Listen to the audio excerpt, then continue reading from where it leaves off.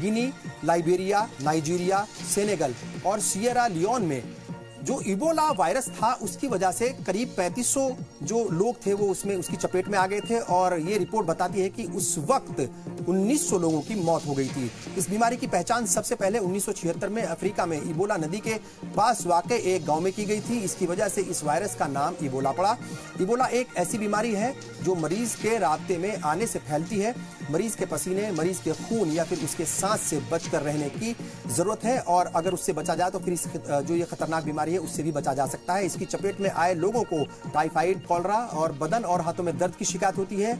मरीज के बाल भी तेजी से झड़ने लगते हैं और नसों से बहकर खून जिसमें पहुंच जाता है। इबोला वायरस से मुतासिर जो है वो तकरीबन 80% लोग वो जिंदा नहीं रहते या फिर कहा जाए 80% से ज्यादा लोगों की मौत हो जाती है और अभी तक इस बीमारी की कोई कारगर दवाई जो है वो नहीं बन पाई है, यानी सिर्फ बचाव ही इसका इलाज है।